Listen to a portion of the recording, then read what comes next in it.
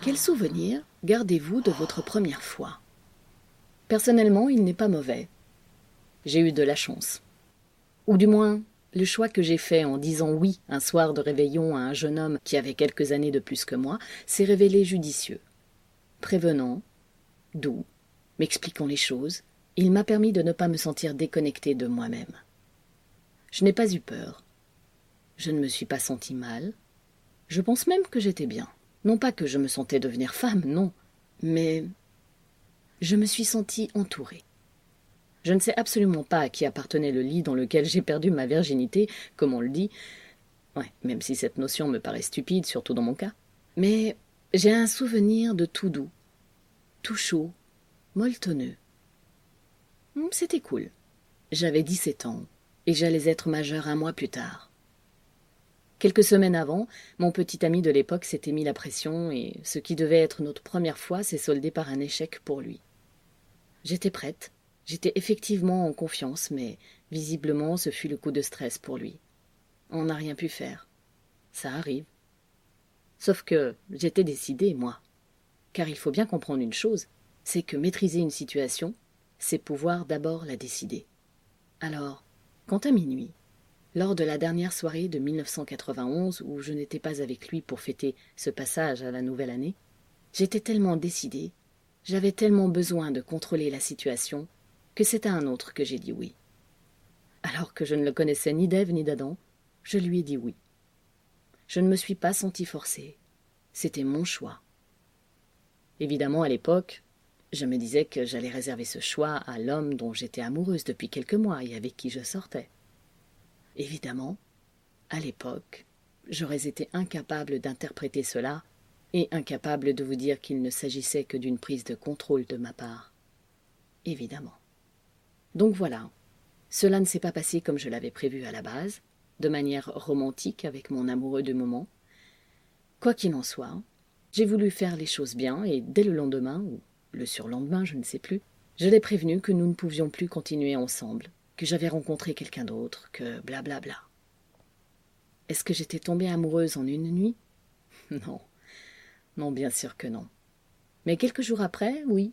Oui, je le pense. Du moins, j'avais besoin que l'autre se dise amoureux de moi. Et j'étais heureuse de ne pas avoir 2 petits amis en même temps. Heureuse d'avoir été claire. Du moins, autant que je le pouvais. Et oui, je ne pouvais pas prévoir que j'allais faire une rencontre en fêtant la nouvelle année. Attendez, peut-être que... Oui, c'est ça, je les ai toutes gardées, les lettres. Nos échanges. Alors, étais-je amoureuse ?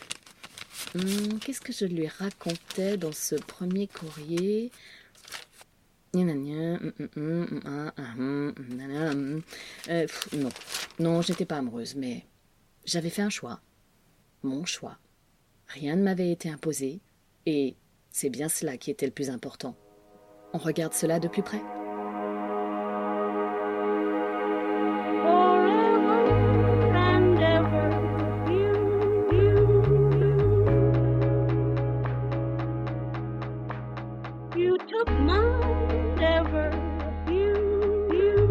Bonjour et bienvenue dans Rester dans le Flow, podcast où je me raconte et partage avec vous mon parcours de vie et de résiliente. Je m'appelle Florence, j'ai 43 ans. Et comme on le dit dans le jargon actuel, je suis une MeToo.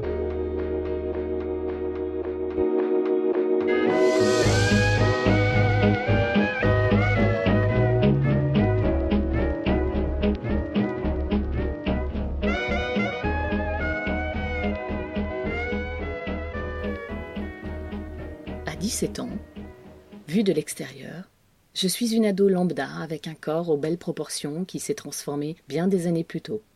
Mes seins ont grossi, mes poils sont bien présents et je suis sous contraceptif depuis mes 13 ans, notamment pour contrer mon taux de testostérone un peu trop élevé et les boutons qui vont avec. Oui, les femmes produisent de la testostérone. Mon corps avait peut-être un fort besoin de se masculiniser à l'époque. On se demande bien pourquoi. Bref, mon corps et moi, c'était une grande histoire d'amour et de désamour. Je crois bien que plus les années passaient, moins je le connaissais. Plus les années passaient, moins je le ressentais. Hormis quelques moments où tout était normal, où je ne me sentais pas différente des autres jeunes filles de mon âge, le reste du temps, je subissais ce corps dont je ressentais trop le désir qu'il procurait aux autres, ce qui alla crescendo après mes 20 ans. Oui, plus les mois passaient, plus je me sentais devenir un objet sexuel. Vous savez, cet objet que j'étais enfant. Paradoxalement, il me semble que plus je m'investissais sentimentalement, plus mon esprit refusait inconsciemment le corps de l'autre. Je ne dis pas que je n'éprouvais jamais de plaisir, mais bien sûr ce n'était pas souvent. Ce corps apparemment tant désiré par d'autres, que je mettais pourtant en valeur pour qu'on me dise combien on m'aimait moi, Florence, et non pas ce corps sitôt abusé, ce corps refusait de faire un avec mon esprit. Si à 15 ans je le cachais comme je pouvais, à force de pulls et de jeans informes, à 17 ans je le mettais en valeur par des robes sexy, des habits moulants là où je ne voulais qu'attirer pour qu'on m'aime et non provoquer un attrait sexuel. J'étais en manque total d'amour à un point que vous ne pouvez pas imaginer. Ou bien si en fait, vous savez exactement ce que c'est. Oui, c'est ce corps que je mettais en valeur alors que c'est mon esprit qui ressentait un impérieux besoin de se connecter à lui. Alors que c'est mon esprit qui voulait se sentir aimé et non ses os empaquetés sous de la chair. Chair à manger, chair servant à nourrir ces hommes qui en ressentaient le besoin. Je donnais à l'autre ce qu'il semblait vouloir. Et quand bien même ne l'aurait-il pas voulu, contre ma volonté, je lui donnais ce que finalement on m'avait fait comprendre enfant, que c'est ce qu'on voulait, de la chair fraîche. Tel un objet, je me vivais au-delà de cette première fois, sans jamais arriver à rassembler mon corps et mon esprit. Je me subissais. Je subissais les assauts des autres, incapable de prendre du plaisir là où normalement j'aurais pu en prendre, là où, normalement, j'y avais droit, comme n'importe quel individu, comme n'importe quelle femme.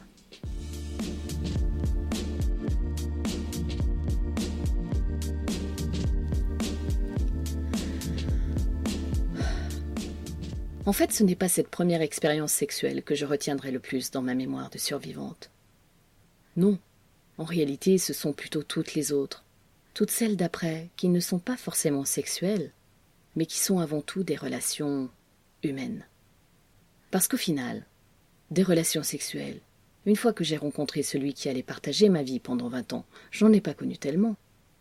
Mais il est vrai qu'avant lui, ce qui revenait parfois, au moment d'être pénétré, c'était cette subite envie de pleurer. Je dis avant lui, mais en fait lui aussi y a eu droit. Mais il n'a pas eu la réaction à laquelle j'étais habituée. Il ne m'a pas dit « non, ne pleure pas ». Au contraire, il m'a dit « vas-y, ce n'est pas grave ». Ou quelque chose du genre qui, en tout cas, m'a marqué à vie. Parce que, pour la première fois, je crois que quelqu'un m'écoutait. Ou du moins, quelqu'un m'entendait. Oui, il m'a entendu. C'est ce qui a fait toute la différence. Donc avant lui, je tentais de me retenir le plus longtemps possible, mais l'angoisse sournoise s'insinuait, puis montait jusqu'à m'éclater à la figure, jusqu'à provoquer des sanglots, tandis que mon partenaire allait et venait sans pouvoir comprendre ce qui se déroulait sous lui, sous ses coups de rein, en moi, et ailleurs que dans mon vagin, et à chaque fois c'était l'incompréhension, voire l'agacement. Mais comment leur en vouloir? Comment aurait-il pu savoir? Je ne pouvais jamais prévoir. Il pouvait se passer des mois pendant lesquels tout allait bien, puis d'un coup, hop, j'éclatais en sanglots. Que j'ai pris du plaisir ou pas, aucune importance, ce n'était pas corrélé. Je n'avais pas de sentiment de culpabilité, mais malgré l'amour ou même l'intérêt que l'autre me portait, ce qui revenait sans cesse, c'est que je me sentais considérée non pas comme une personne, mais comme un objet de plaisir, un simple corps.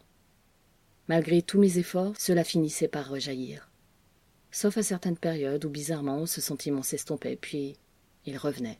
18 ans, 19 ans, 20 ans. Les années défilaient. Ma vie sentimentale évoluait et bêtement je ne me sentais qu'être cet objet sexuel de plus en plus souvent. Ce sentiment était-il présent à cause de mon passé? Non. Sincèrement, non. La plupart du temps, il l'était à cause du présent. Il l'était à cause des autres hommes et de leur comportement. À cause de tous ceux qui ne cessaient de me draguer, parfois bien, parfois comme des gros porcs. Mais c'était trop à gérer pour moi. J'étais submergée émotionnellement. Tout cela venant percuter de plein fouet ma vie personnelle et sentimentale.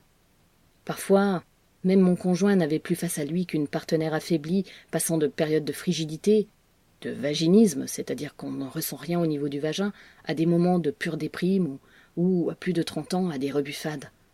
Rebuffades, encore un terme que plus personne n'utilise. En fait, je l'envoyais valser de manière hargneuse pour une simple caresse sur les seins ou les fesses par-dessus mes habits parce que, non, je ne suis pas un objet sexuel. Là où il ne voulait témoigner qu'amour et affection et désir pour celle qu'il aimait, celle que j'étais.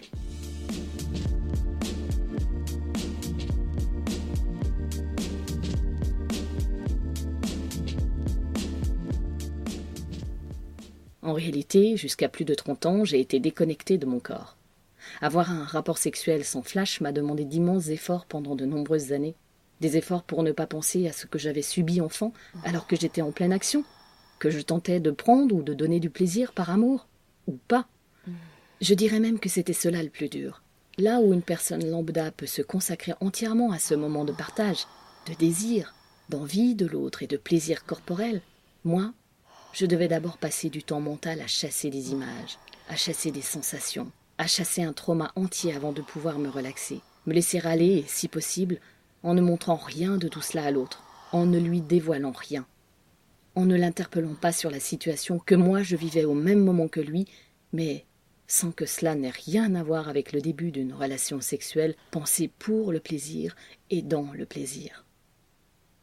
Bon, et puis évidemment, par la suite, devenir mère n'a rien changé, voire, comme pour beaucoup de femmes, a fait ressurgir d'autres phases du trauma, d'autres problématiques dans la relation à mon corps, qui, bien sûr, avaient changé de nouveau. Mais bon, je garde ça pour une prochaine fois. Parce qu'au final, si je vous ai raconté tout ça, ce n'est pas pour appuyer sur les points négatifs que j'ai vécus à l'époque. Oui, je les ai vécus. Mais je m'en suis remise. Et ils m'ont aidé à me construire. Ils font partie de moi. Je ne les ai pas reniés. Je les ai acceptés. Ils sont moi. Et ce corps, c'est moi. Et je peux vous assurer qu'aujourd'hui, et même depuis plus de 15 ans, mon corps et moi sommes très amis. Bon, ok, peut-être pas tant que ça. Mais au moins, sexuellement, et non, je ne rentrerai pas dans les détails, je peux vous assurer que je m'éclate comme une personne lambda. Et ça, croyez-moi, ça vaut tout l'or du monde. Et je vous souhaite vraiment la même chose.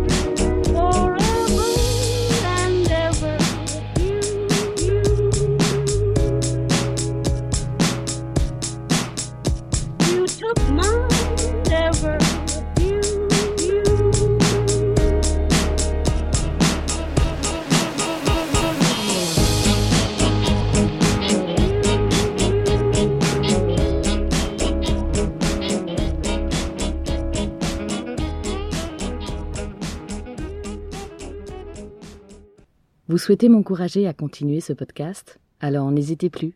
Allez sur iTunes, mettez 5 étoiles et laissez un commentaire d'encouragement. Merci.